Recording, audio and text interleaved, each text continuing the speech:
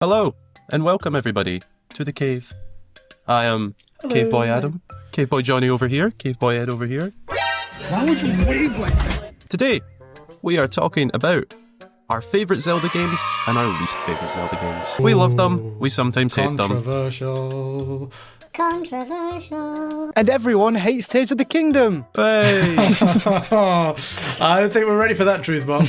Anyway, Eddie, what's the consensus, would you say? What is most people's favourite Zelda game? I think in a more wide sense now, I think it has to be Breath of the Wild, to be completely honest. I think, yeah. Because to go back to one of my older videos, I looked into the numbers behind it, and there was, I believe that there was more new players playing Breath of the Wild than had ever played Zelda before. Yeah. Oh, yeah. So technically, most Zelda fans or people that have played a Zelda game have only played Breath of the Wild. Yep. Which is pretty nuts. It's actually a little scary to think about. Scary? Oh, shiver my timbers. Shut up, man. On the same hand, Adam, what would you say is generally the least favourite Zelda game? What would the normie say? Yeah, I feel like the way I think about it is if you were to ask like 100 people what the worst Zelda game is, I feel like the answer you'd hear the most is probably Triforce Heroes. Yeah.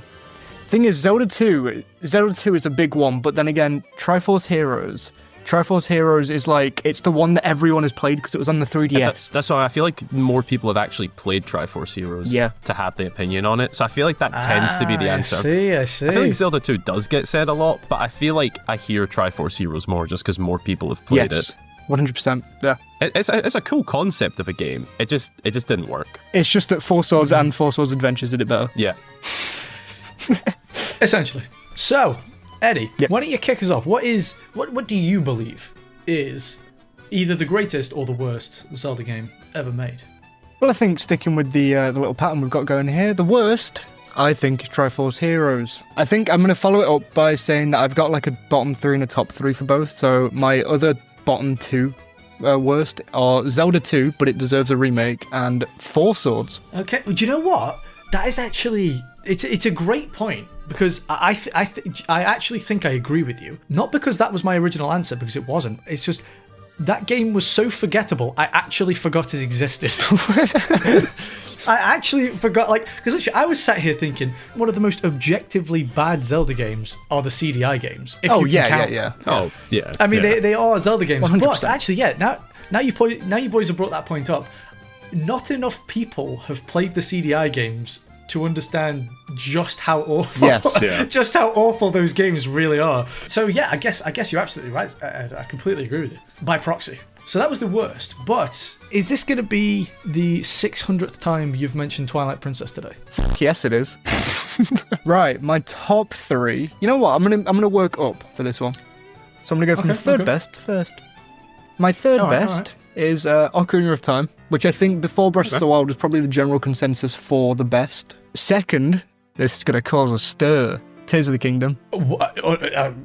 Surprising, but okay. And can you guys guess what's first? Is it Twilight Princess by any chance? No, it's Wind Waker. Yeah, no, it's Twilight Princess. Well, imagine my surprise. Okay, so give us, what's the sales pitch? Why Twilight Princess? Why Twilight Princess? I think it has, to this day actually, I think it does still have the most epic scale to it. I know obviously it's not got the giant open world like Breath of the Wild, especially Tears of the Kingdom. It is somewhat open world though. Yeah, it's definitely got somewhat of an open world. The Hyrule field in Twilight Princess does go very hard. And it's also, it's huge. I think I love the grandeur. I mean, obviously, it was inspired by Lord of the Rings as well, which everyone has brought up about 50 times. I don't know, Twilight Princess has also got the best dungeons. I'm a big stiffler for dungeons. I love my dungeons. Yeah, you're a traditional dungeon boy, and that's what I love about you, Ed. Oh, thank you, mate. I love your head. My hair certainly doesn't.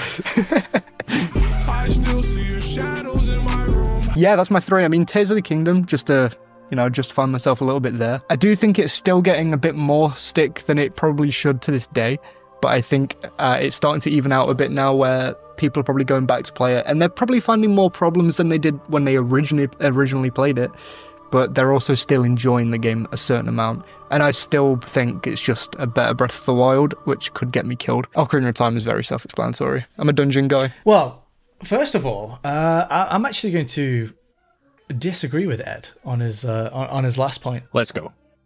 I didn't want to go with the CDI games because I thought it's far too easy. I don't even think that Zelda 2 is the worst Zelda game. I think that most Zelda players are shit at playing games and are not good enough to complete that game. Hey, got him. And I will have to explain this. I will have to do quite a bit of explaining. You'll get a further, deeper explanation of this into a separate video that I will be putting up on this channel as well. But I think the worst Zelda game is Tears of the Kingdom. Shut the fuck up.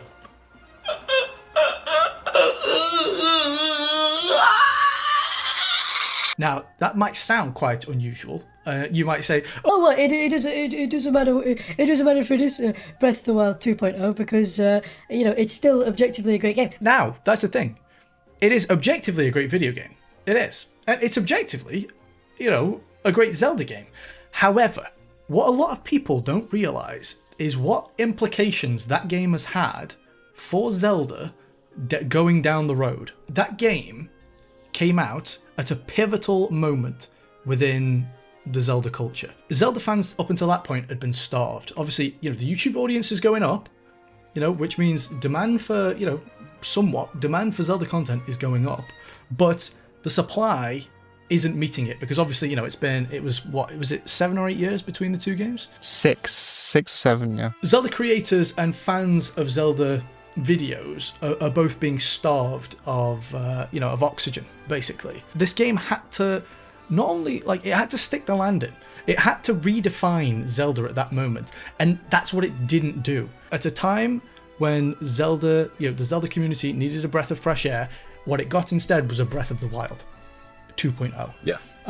It's, like I say, the reason I put that as the worst Zelda game is because of the cultural implications that has had. The Zelda community was suffering, it needed fuel, and it was given something that couldn't sustain it at a time when it needed it most. Disregard the gameplay, disregard the art style, disregard the music, everything, the work that's put into it, disregard absolutely everything. That game let the community down, and people don't realize how much of an effect that will have on Zelda culture moving forwards in 10 years to come, 20 years to come. This will be seen, I believe, in the future as a very dark period for Zelda. But go on. Ed, I must confess, I think your opinion on the culture thing, I think that's probably actually right, 100%. I think it will probably be known as quite a dark period. I mean, we'll get into it in another video, but Echoes of Wisdom came out. There's not been much buzz. That's a great point, actually, yeah, because what has been the reaction to? What reaction have you boys heard? Echoes of Wisdom, I think, has mostly been quite positive, but it's mainly just old school Zelda fans that have been playing it, from what I've noticed, at least. Or maybe it's the new Zelda fans that really got into the rest of the series, not just the Breath of the Wild Tears of the Kingdom. On the rest of your point about Tears of the Kingdom as a whole, it needs to redefine everything, I would disagree on the basis that Breath of the Wild already redefined everything. Doing a sequel in the first place is a redefinition. It needed a paradigm shift. It needed a new engine. It needed a new art style. It needed a new direction. New character, new setting, new something. I believe, personally, that Tears of the Kingdom is the one thing they shouldn't have done, which was remained within the same world. When a fandom is stagnating, you don't want to stay where you are. You want to move to the next thing. The fandom wasn't really stagnating because everything had already just changed anyway. And then that's where all the hype came from, because everything's new. Doing a sequel in the same world, at the time, it was new. There was no knowing that the fandom was going to stagnate from the next game. As the creators of the game, obviously they should have known that what they were making probably would have caused some of that stagnation, don't get me wrong. I think the idea was there. I think the idea was definitely there. And I think, to a certain extent, I think it really does just come down to how long it took to make. That's what I was going to say. Do you think a big part of that has to do, obviously, with the pandemic that happened and slowed a lot of things down? I mean, it certainly had an impact on that. Mm-hmm. Yeah, for sure. Yeah. You could say but if COVID didn't happen, things would be different. But the thing is, COVID did happen. Yeah. So that is the way that things played out. That is the way that it was. We did wait that long between the two games. Am I saying yes, of course, in an ideal world that would have never happened. They would have, and things, maybe at that point things would have been different. But that is the way that things played out. Yeah. That is what happened, and that is when the game was released. You can tell me that Breath of the Wild, Tears of the Kingdom is a great game. X, Y, and Z, but you cannot tell me that Zelda Tube is at an all-time high.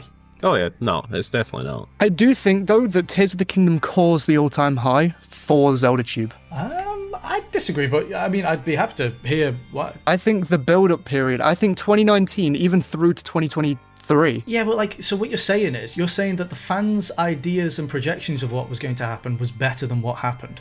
But so, it's so still, what you're saying, but it did still mean the series as a whole was growing at the same time. The fandom was growing.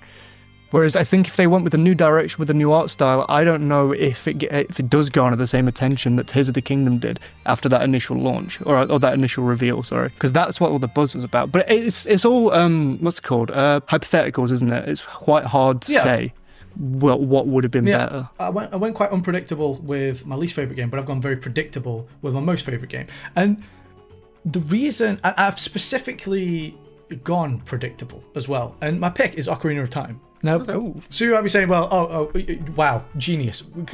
Great point, Johnny. No one's ever said that Ocarina of Time is the best Zelda game ever. Wow, so clever, dude. Wow, well done. Yeah. Wow. The reason I picked it is because, part in thanks to Breath of the Wild, because as Ed said, like, Breath of the Wild reset the paradigm and redefined Zelda.